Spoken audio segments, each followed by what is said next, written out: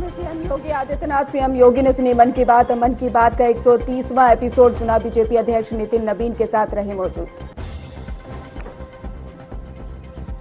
स्वामी अविमुक्तेश्वरानंद के शिविर के बाहर हंगामा। स्वामी अविवेकानंद के पुलिस से की शिकायत और इसके साथ ही शिविर के बाहर हंगामे और तोड़फोड़ का आरोप। लाठी डंडे भगवा झंडा लेकर हंगामे का आरोप। मिर्जापुर धर्मांतरण केस का मुख्य आरोपी गिरफ्तार। दिल्ली एयरपोर्ट से मुख्य आरोपी इमरान गिरफ्तार। इमरान विदेश भागने की में था फिराक।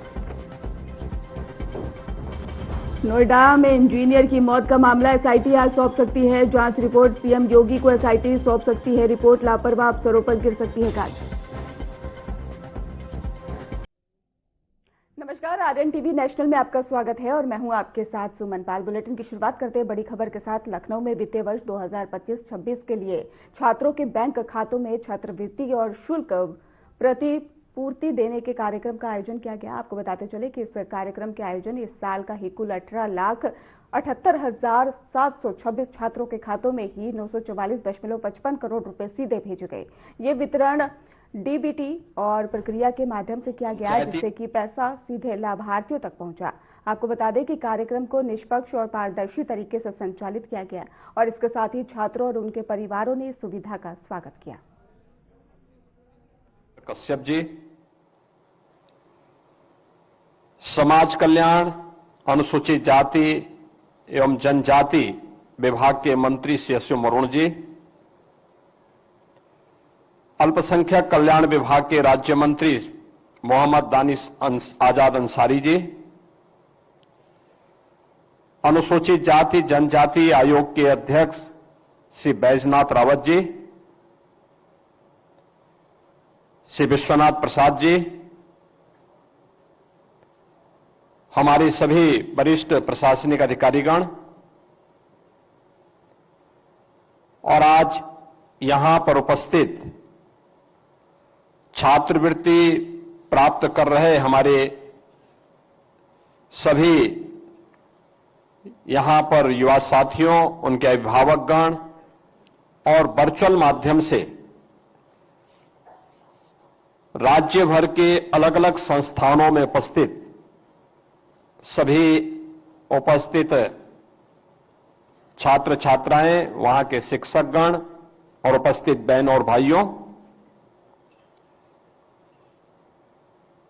आज का ये समारोह सामाजिक न्याय, समावेशी विकास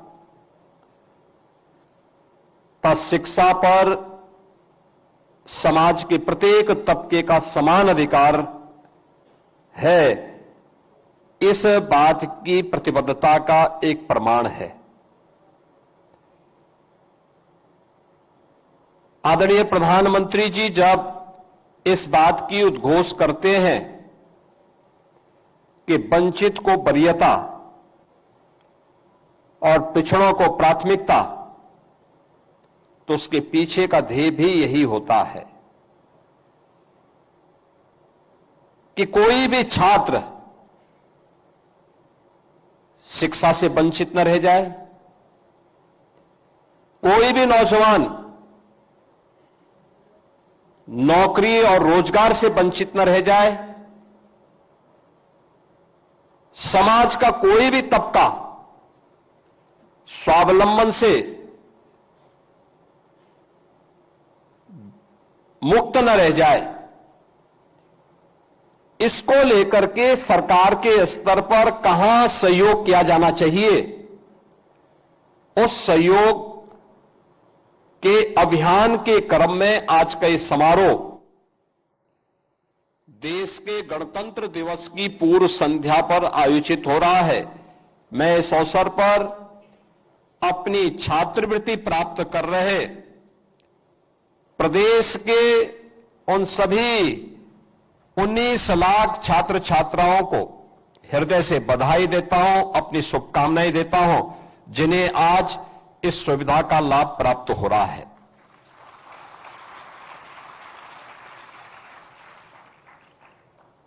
इस सुविधा में अनुसूचित जाति, अनुसूचित जनजाति, पिछड़ी जाति सामान्य जाति और अल्पसंख्यक वर्ग से जुड़े हुए छात्रों को आज 944 करोड़ 55 लाख रुपए इस वर्ष की छात्रवृत्ति के उनके अकाउंट में सीधे डीबीटी के माध्यम से दे दिए गए।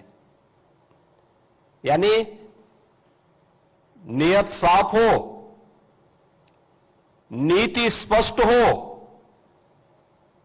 तो भ्रष्टाचार रूपी दानों को नियंत्रित किया जा सकता है।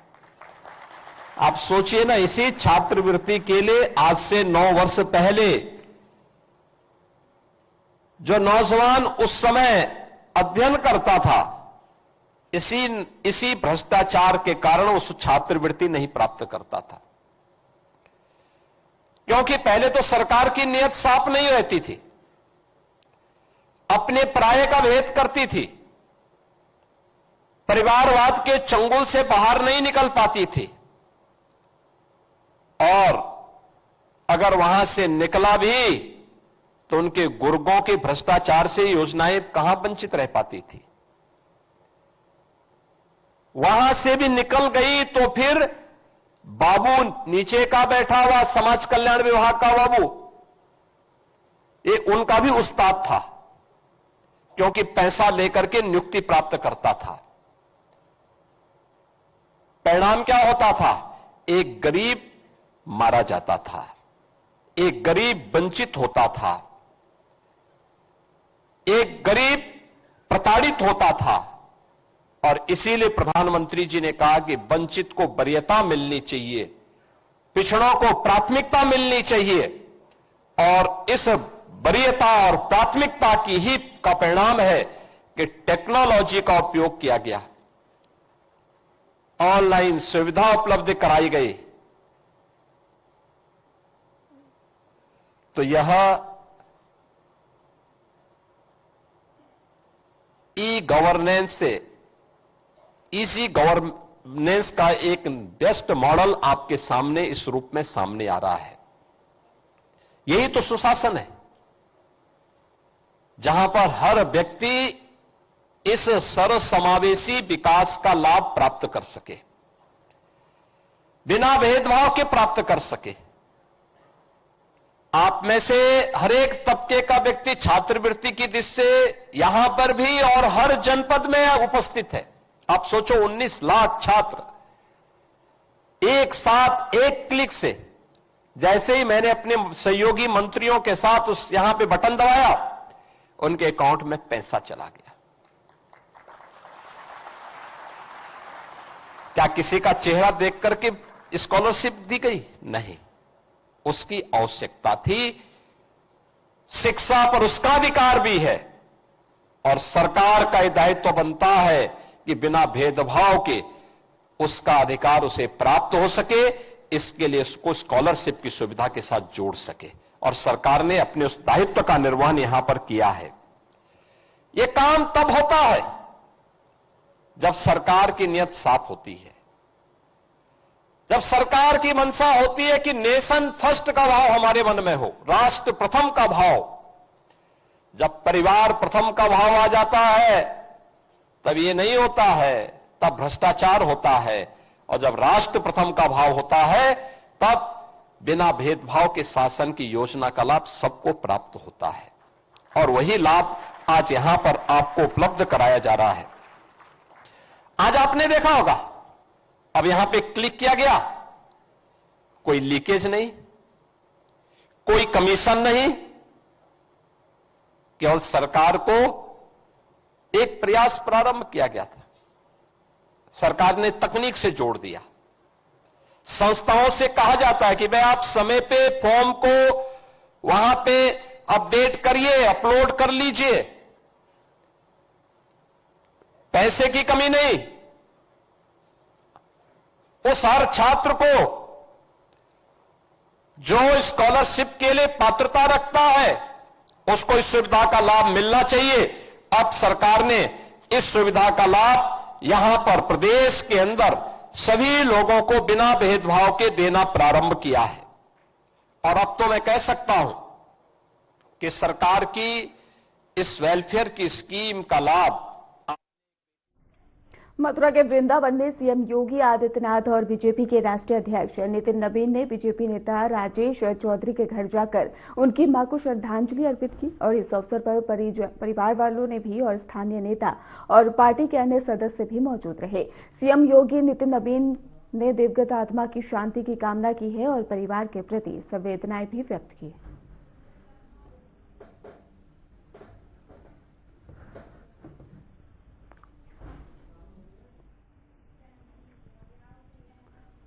उत्तर प्रदेश के मंत्री ओपी राजभर ने कांग्रेस की हालत पर टिप्पणी की है। उन्होंने कहा है कि राज्य में कांग्रेस अब लगभग बेअसर हो गई है। उनका कहना है कि आज उत्तर प्रदेश में कांग्रेस केवल 2 विधायकों तक सीमित रह गई है और इसका कोई मजबूत संगठन या ढांचा नहीं बचा है। राजभर ने यह भी इशारा किया है कि पार्टी जनता के बीच अपनी पहचान खो चुकी है और राजनीतिक मैदान में ही इसका प्रभाव नगण्य हो गया है और उनकी ये टिप्पणी राज्य की वर्तमान राजनीतिक स्थिति और पार्टी की कमजोरी को उजागर करती। कुछ है नहीं। उत्तर प्रदेश में आज कांग्रेस 2 विधायक में सिमट गई है, कोई संगठन है ही नहीं।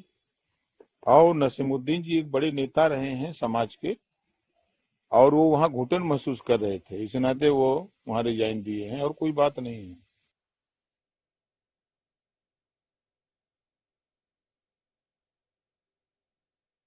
कांग्रेस सांसद इमरान मसूद ने सहारनपुर से वंदे भारत एक्सप्रेस में सफर किया और ट्रेन के सफाई और कैटरिंग कर्मचारियों से बातचीत की है और इसके साथ ही कर्मचारियों ने बताया कि उन्हें सिर्फ 10,000 रुपए वेतन मिलता है और काम के घंटे 18 हैं और इमरान मसूद ने उनकी शिकायत अधिकारियों तक पहुंचाई और कहा कि इस मुद्दे को संसद में उठाएंगे। उन्होंने वंदे भारत ट्रेन के निजीकरण पर भी सवाल उठाए हैं। इमरान मसूद ने कहा कि कर्मचारियों की मेहनत और उनकी सुविधाओं पर ध्यान देना जरूरी है।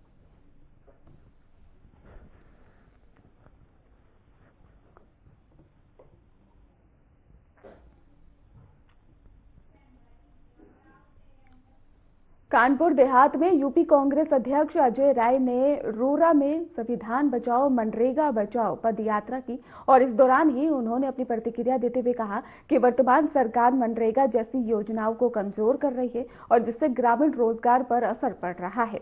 अजय राय ने चेताया है कि संविधान और आम लोगों के अधिकारों को खतरा है। पदयात्रा में उन्होंने ग्रामीणों और स्थानीय लोगों से सरकार के खिलाफ आवाज उठाने और संविधान और रोजगार की रक्षा करने का आह्वान किया।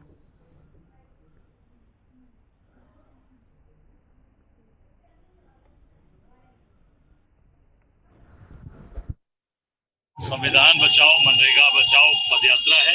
इसी के तहत आज हम लोग यहाँ रोरा आए हैं और निश्चित तौर से देश के अंदर पूरी तरीके से संविधान कुचला जा रहा है और मनरेगा जैसा कानून जो गरीबों को रोजगार देता था, काम देता था, वो पूरी तरीके से समाप्त किया जा रहा है। नहीं, निश्चित SIR में जो नाम कटे हैं, जो लोग परेशानी में हैं, उनको निश्चित चुनाव आयोग उनका ध्यान दे और उनको पूरी तरीके से निश्चित तौर से मैं कहूँगा जितने भी नाम गलत तरीके से लोगों के कटे हैं, जो जिस तरीके से भाजपा ने और आयोग ने कराया है उसको तत्काल दुरुस्त किया है।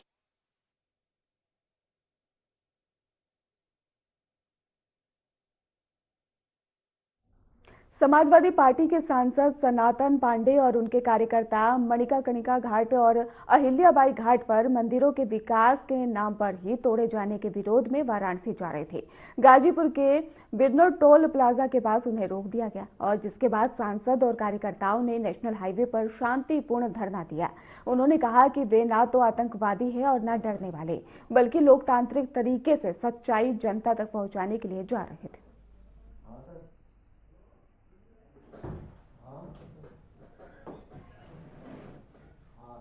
जब अपने घर से निकले तो गढ़वार थाने पड़ता है। जब मैं नगरा थाने पहुंचता हूँ तो गढ़वार थाने के उसका फोन आता है। जब रसड़ा पहुंच रहा हूँ तो नगरा थाने का फोन आ रहा है। नगरा से जब आगे बढ़ रहा हूँ तो यहाँ का फोन जा रहा है। हम तो समझ नहीं पा रहे हैं कि हम कौन सा अपराध किए हैं।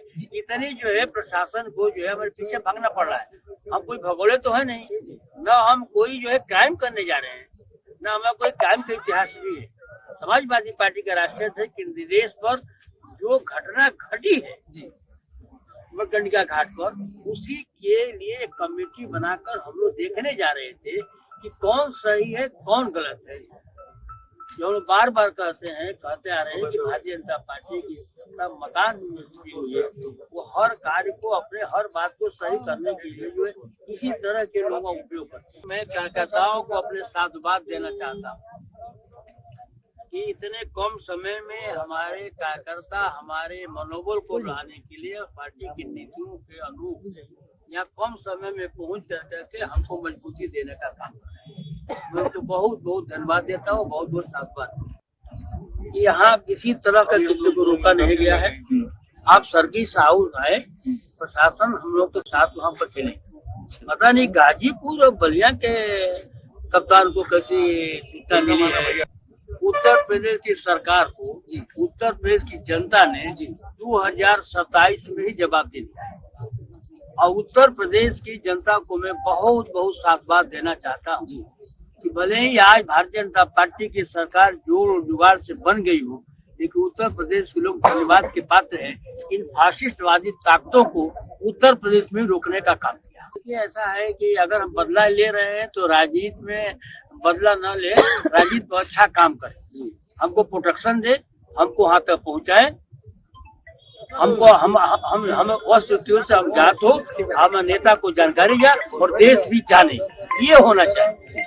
प्रतिशोध की भावना से राजनीति नहीं होती। वाराणसी में ही मणिकर्णिका घाट पर सुरक्षा को लेकर प्रशासन ने विशेष इंतजाम किए हैं। एसपी प्रतिनिधि मंडल ने वहां जाने वाली संभावना के मद्देनजर भारी पुलिस बल भी तैनात किया गया है और घाट और आसपास के क्षेत्रों में अधिकारियों ने चेकिंग बढ़ाई है ताकि कोई भी अप्रिय घटना न घट सके। और स्थानीय लोगों और पर्यटकों से ही अपील की गई है कि वे भीड़ भाड़ वाले क्षेत्रों में सावधानी रखें और पुलिस के निर्देशों का पालन करें। प्रशासन ने कहा है कि यह कदम सुरक्षा सुनिश्चित करने और कानून व्यवस्था बनाए रखने के लिए आवश्यक है। फिलहाल घाट क्षेत्र पर शांति और नियंत्रण बनाए रखा गया है।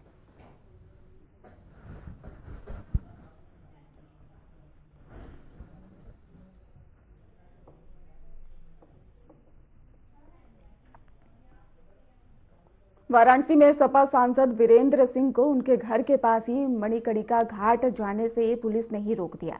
शुरुआत में 6 सदस्यों को अनुमति दी गई थी, लेकिन सपा के वरिष्ठ पदाधिकारी के बयान के बाद से अनुमति स्थगित भी कर दी गई थी और इसके बाद ही कई बयानबाजियां भी होने लगी हैं। आपको बता दें, सपा प्रमुख अखिलेश यादव के निर्देश पर ही 8 सदस्यीय टीम घाट का निरीक्षण कर रिपोर्ट सौंपने वाली थी। और इसके साथ ही आपको ये भी जानकारी दे दें कि सांसद वीरेंद्र सिंह और सनातन पांडे इस टीम में शामिल थे। हालांकि पुलिस ने ही उन्हें घर के पास ही रोक दिया।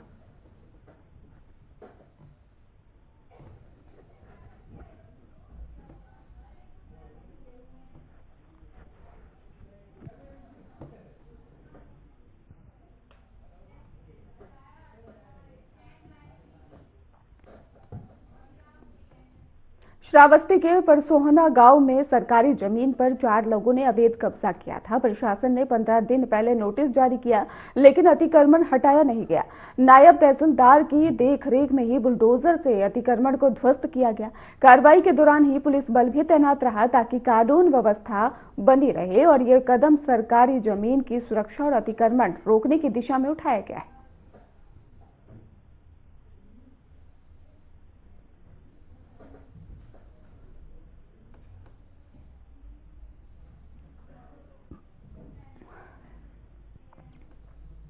बहराइच के काजी कटरा इलाके में नगर पालिका ने बुलडोजर से अवैध कब्जा हटाया। किसी ने सामुदायिक शौचालय और 2 सरकारी दुकानों पर घर और दुकान बना ली थी। लगभग 10,000 स्क्वायर फीट जगह खाली कराई गई और जर्जर ढांचे गिराए गए हैं और आवासीय जगह खाली करने का 7 दिन का नोटिस भी दिया गया। ईओ प्रतिमा सिंह ने कार्रवाई की।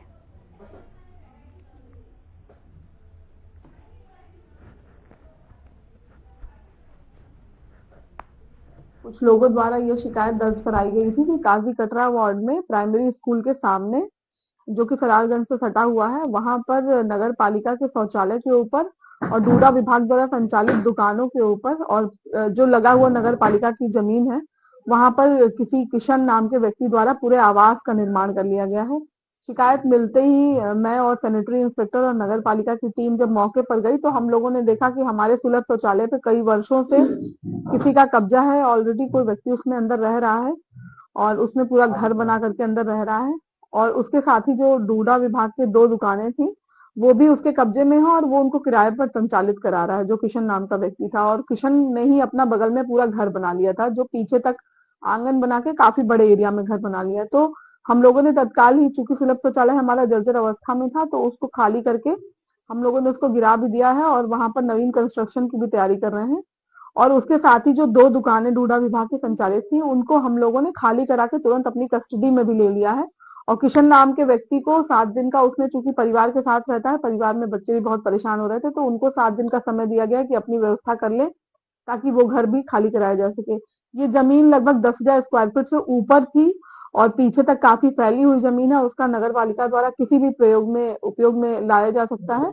और ये भी आपको बताना चाहूंगी कि पूर्व सांसद जी के द्वारा इसको सामुदायिक केंद्र के रूप में इसको अपने निधि से बनवाया गया था।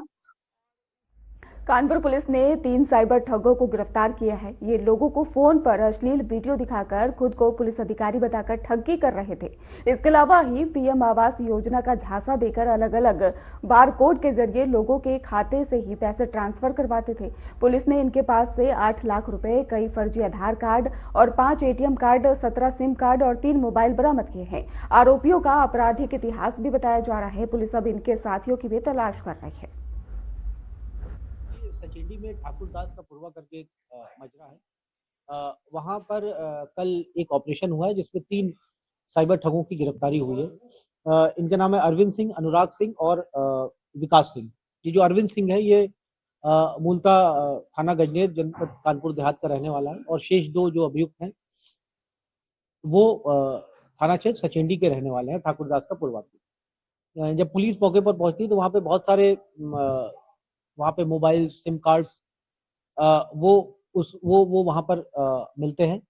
इसमें जब ये गिरफ्तार किए जाते हैं, जब इनको हिरासत में लिया जाता है, तो इनके पास से लखनऊ के कैंट एसीपी अभय प्रताप मल को उनकी सराहनीय और उत्कृष्ट पुलिस सेवाओं के लिए राष्ट्रपति पदक से सम्मानित किया गया। उन्हें यह पुरस्कार उनके कर्तव्य निष्ठा, जनसेवा और कानून व्यवस्था बनाए रखने के प्रयासों के लिए मिला है। आपको बता दें कि एसीपी अभय प्रताप मल ने ही अपने कार्यकाल में कई महत्वपूर्ण मामलों को सुलझाया और समाज में सुरक्षा और विश्वास बढ़ाने के लिए लगातार काम किया।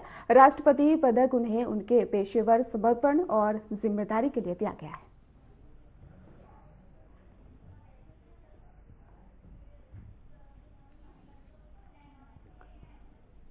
लखनऊ में 26 जनवरी गणतंत्र दिवस के मौके पर उत्तर प्रदेश सरकार ने पुलिस, होमगार्ड, फायर सर्विस और आर्म्स फोर्स के ही कर्मचारियों को सम्मानित करने की सूची जारी की है। इस सूची में ही बहादुरी संपन्न और उत्कृष्ट सेवा के लिए चयनित अधिकारियों और कर्मियों को ही नाम शामिल बताया जा रहा है। विशेष रूप से उत्तर प्रदेश पुलिस के ही 18 अफसरों को गैलेंट्री अवार्ड और इसके साथ ही उत्कृष्ट सेवा के लिए सम्मानित किया जाएगा। यह पुरस्कार अफसरों की बहादुरी, समाज और जनता के प्रति उनके योगदान को मान्यता देने के लिए दिए जा रहे हैं। समारोह 26 जनवरी को लखनऊ में आयोजित होगा।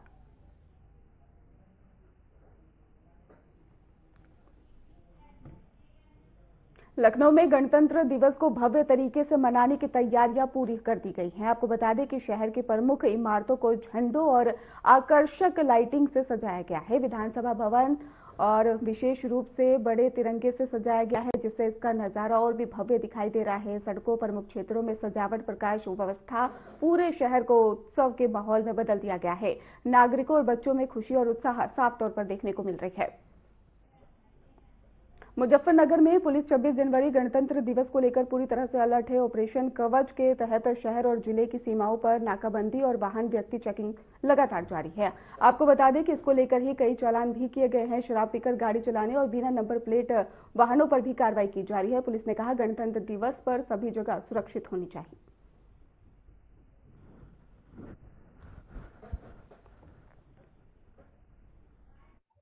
आगामी गणतंत्र दिवस में सुरक्षा व्यवस्था कायम करने हेतु जनपद मुजफ्फरनगर में श्रीमान अपर पुलिस महानिदेशक महोदय मेरठ जोन मेरठ के निर्देशन के अनुसार ऑपरेशन कवच चलाया जा रहा है, जिसके तहत जो जनपद के बॉर्डर्स हैं तथा प्रमुख महत्वपूर्ण स्थान जो है वहां पे प्रॉपर नाकेबंदी करके और संदिग्ध वाहनों और संदिग्ध व्यक्तियों की चेकिंग की जा रही है, इस ताकि जो आगामी गणतंत्र दिवस है उसको शांतिपूर्वक तथा। फिलहाल खास बुलेटिन में बस इतना ही। आप देखते रहिए RN TV नेशनल।